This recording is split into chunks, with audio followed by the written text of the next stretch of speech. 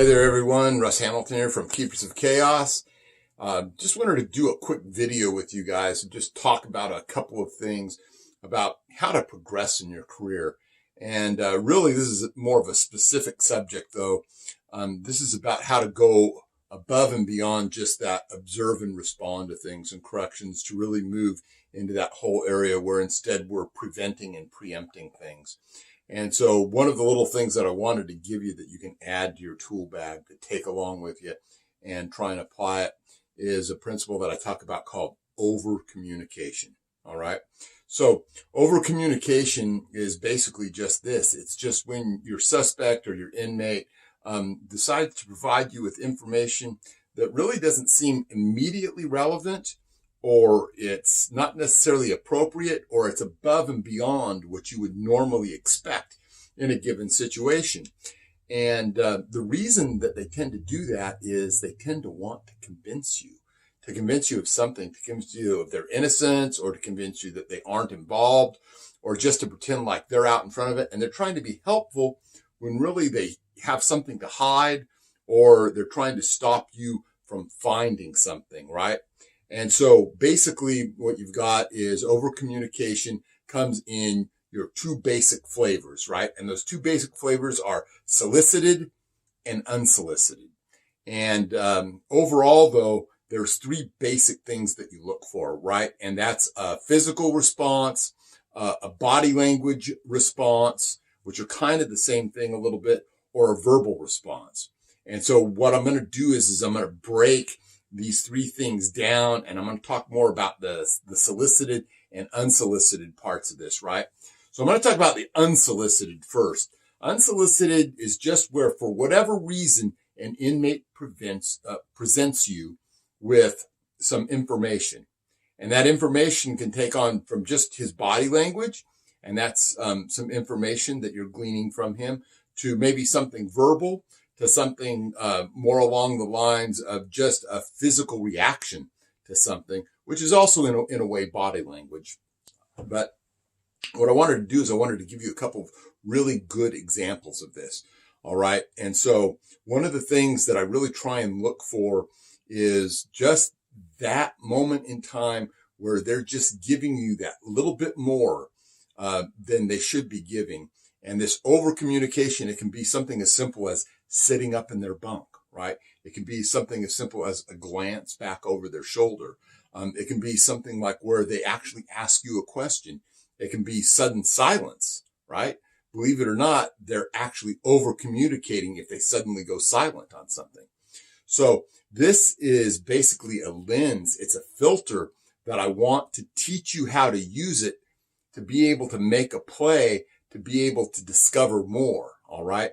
So the first thing I'm going to talk about, though, is the unsolicited kind. Okay. So the unsolicited kind really helps you a lot, especially if we're talking about perhaps making a bust or discovering something at the moment. And it goes something like this. I'll give you an example. So I was in the midst of walking in to this dorm. And basically my whole idea behind walking through this dorm, I was just doing a security check. Just, kind of rambling through. And there was probably like 10 or 15 inmates in there. And as I walked through, I happened to see a pillow on one of the bunks. And I just kind of looked at it, and I'm not even sure why, but I just moved it aside, and back behind it, there was a cell phone. So I'm like, right on. Okay. So I took the cell phone, and now what I'm starting to do is I'm starting to kind of take in the rest of what's going on in that dorm, even though I'm kind of, making it look like I'm just looking at the phone. I'm just hoping to maybe see a reaction, get an idea. Of course, I'm going to check into, whose bunk this is. All right. Cause that's a big tip off, but maybe somebody just stashed it there real quick. I don't know. So, as I'm looking around, I feel things kind of getting a little bit tense. And just to try and see what the reaction was going to be, I say, so whose phone is this? And lo and behold, a guy instantly piped up, right? And he says, that's mine. So right then, I knew that I was in a case of, then this is classic over communication. This guy has put himself out there. This is really not appropriate from the point of view of an inmate to do, right? and he's giving me information that he has no business giving me. And so right then, I called for backup because I was a little bit worried, I was maybe in a position where something much more serious than this phone was there, and perhaps I could end up getting jumped or something over it. I told everyone, get on the ground right now. My partner came in, we pulled our pepper spray out, made sure that everybody was cool, searched them all, got them all outside the dorm. And then lo and behold, right in the same area where I found this phone, I found 2 BlackBerries, right? And then up at the other end of the dorm, there was some more phones and some more things found. And so this just goes to show that sometimes inmates, when they should be quiet, when they should shut up, they accidentally give you that over communication. They put you in a position where, because they're over communicating, you can detect and know right then, right there, that maybe something important is going on. So this particular individual, obviously, by him, stepping forward and chiming up, we got the verbal, we got a little bit of the body language where, he's stepping up. He's actually, raising his hand in this case. And then, he's also a little bit of what I call the physical, where he has that look. And so I knew that something else was there right then. So this is that classic unsolicited.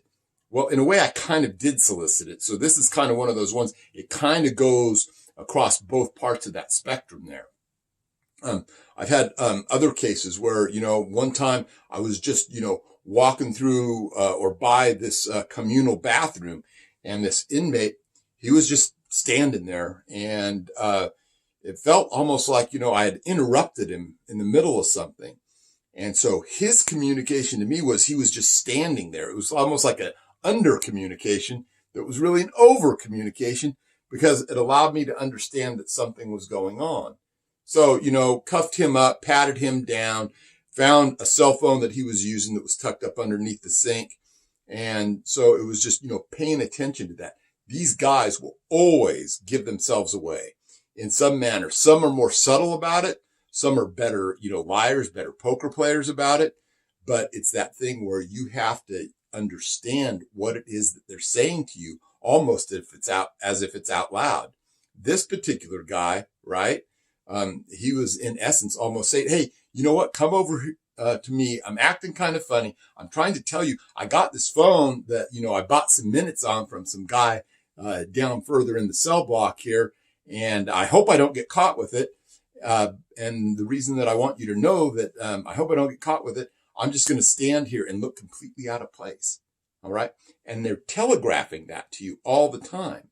So this is another one of those instances where you really, truly have to be, understanding this over communication as it happens to be able to. So now let's move on a little bit and let's talk really about more of the solicited type. Now, the solicited type usually takes place in a little bit different of a context. This is usually where you're interviewing someone, maybe even we might call it an interrogation. But the main thing that you have to keep in mind about this is that in order to get that proper feedback from them, you have to be very non-confrontational. You can't be, throwing all your cards on the table. Did you do it? Did you know about it? Because that will tend to elicit a response that goes above and beyond what you want to see at this point. So let me just tell you that really what you're looking for here is that whole versus thing. You're looking for them relaying information versus them trying to convince you of something, convince you that it wasn't them, convince you that they weren't there, convince you that it wasn't their stash that was found, convince you that they're not the shot caller, convince you that they don't do things for the gang anymore, right? And so usually when that convincing is taking place, it's really evidence of a guilty heart, of a guilty part in something, right? There's no need to convince someone if you really aren't there. It's really more of just, I'm going to respond to whatever it is you're asking me. I'm going to give you the information, and I'm not going to add additional details to it. Now, that's not necessarily something that always holds true. Sometimes you might have some people that have some mental issues where they'll always be thinking that they're under the gun for something. They'll always be pressing that issue. They'll always be volunteering more information that needs to be out there, as well as some people just with some other, maybe not so much mental defects, but some personality defects.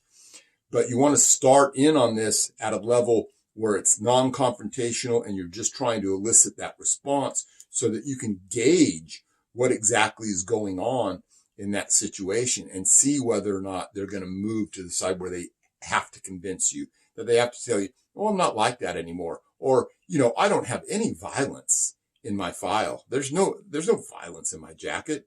Or, I used to run with the gang, but I don't do that anymore. All these things where they'll try and claim some sort of half kind of shoddy innocence. Now, that's not necessarily something you can take to the bank. It's not necessarily something you can use as evidence to say that, hey, the guy was really trying to convince me that he was way over the top. But what it can do is it can kind of assure you that you're looking in the right direction, and you can gauge by some of the things that you ask them as to whether or not there might be some evidence there for you to uncover. So remember all of this about over communication. Anytime that they proffer something that's just a little bit too much, look to see, check those things out, see if they're really telling the truth. And I think that it'll really go a long ways toward you being able to, like I said before, preempt and prevent bad things from happening, or to be able to discover something that already happened and be able to, lay the blame at the feet of the people that actually did it.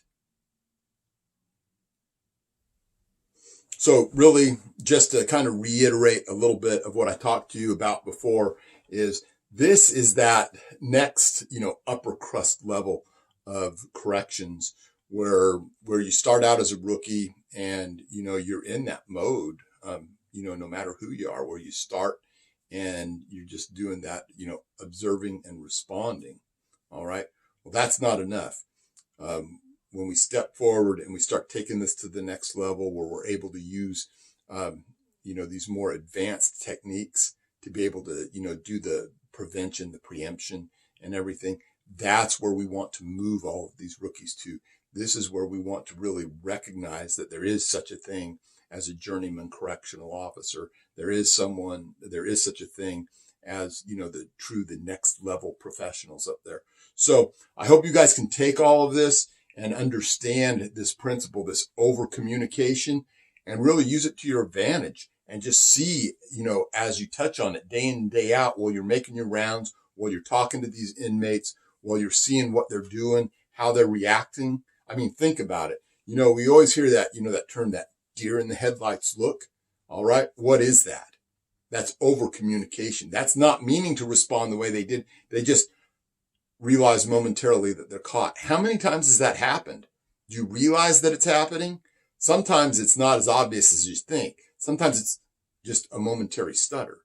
So really think on these things. I hope you enjoy this video. I hope that you're going to take it and, really run with it. Start developing these tools in yourself. Start really understanding how and why inmates react to things, and understand what this over communication is about when they're trying to convince you that there's nothing to see here. Move along. Nothing to see here. All right. So just think of it in those ways, and you're going to spend hopefully a lot of time making busts, getting into their head, getting them maybe to admit to some things, maybe, opening that can of worms that leads to a whole bunch of great discoveries and great charges, and most of all, a safer, more secure institution for you and your fellow correctional officers. Anyway, this is Russ Hamilton. You guys stay frosty, stay aware, stay safe. See you.